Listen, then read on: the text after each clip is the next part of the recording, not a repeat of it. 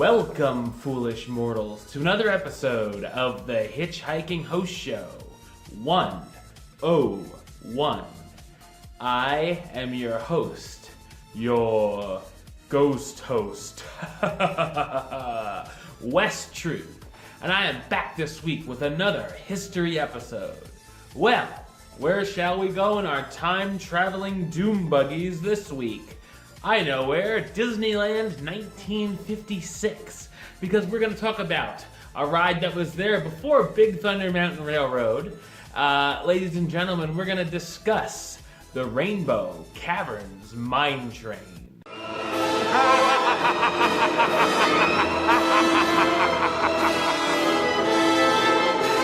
Traveling through Frontierland's living desert, originally the only ways of transportation were the Conestoga wagons, stagecoaches, and pack mules. In 1956, that all changed when a new attraction called the Rainbow Caverns Mine Train opened on July 2nd. Imagineer Harper Goff developed the original concept, and Bill Martin began intense planning right after Disneyland opened. Martin did the layout and designed the miniature buildings in the loading area, which would become known as Rainbow Ridge, which were said to be some of Lillian Disney's favorite things in the park. Walt originally wanted to use live steam locomotives for the attraction, but was stopped by Orange County officials who were unhappy that he already had 3 unlicensed steam engines in the park. The mine trains would be part of the Rainbow Mountain Mining and Exploration Company, or RMRR, and were patterned after an early 1900s industrial steam engine.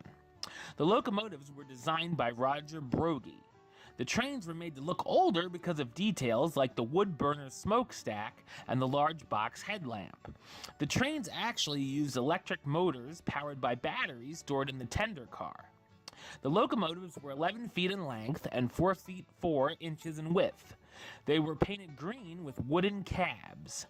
Inside of each ore car were bench seats along the sides with a door and a jump seat. Each ore car could seat up to 10 guests. There was a little round speaker so riders could hear live narration by either the engineer in the locomotive or the brakeman in the rear. The trains ran on 30 inches narrow gauge track and traveled 1,700 feet of track in a long figure 8. The ride itself also lasted 7 minutes. The loading area was a backdrop of a little mining town, Rainbow Ridge. The miniature facades used forced perspectives to recreate a frontier town with the Last Chain Saloon, the El Dorado Hotel, and the Rainbow Ridge Clarion. After the train left the loading area, it traveled to the new Rainbow Desert. The Rainbow Desert was filled with many sights to be seen, but the most prominent feature was the Natural Arch Bridge. As the trains passed underneath the arch, it was a possibility that the pack mules could be crossing overhead. When the mules were within range, the trains were not allowed to blow their whistles in fear that they could scare them. There were some interesting cactus characters, including one who wants to hitch a ride.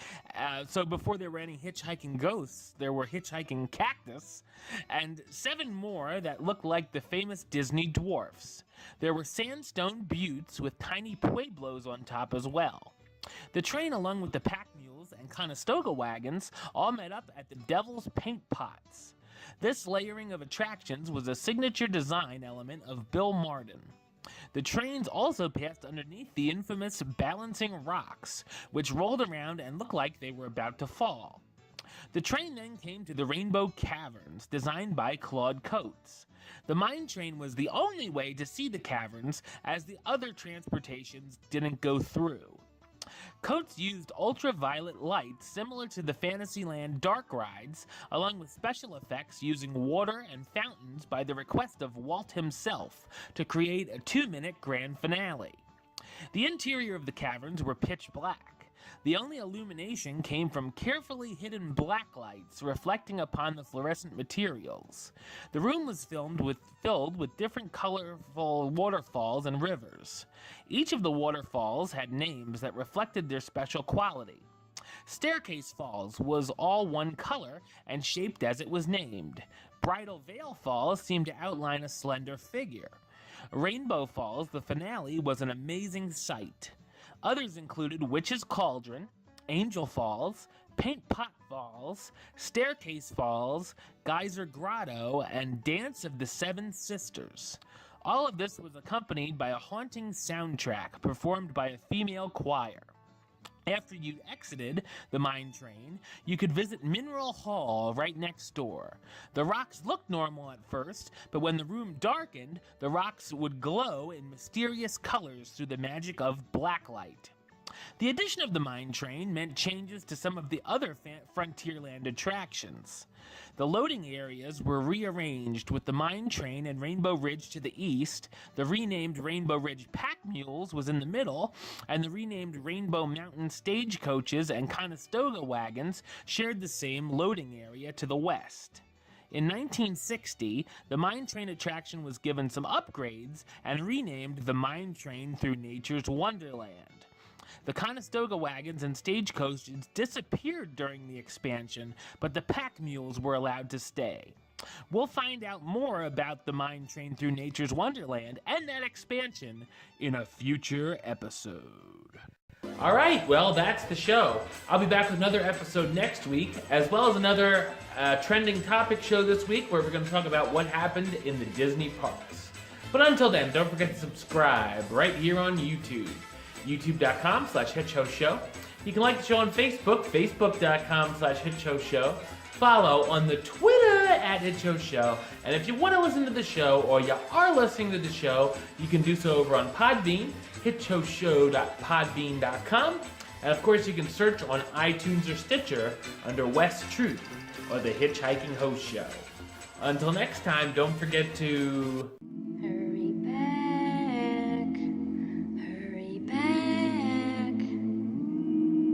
for the next episode. See ya.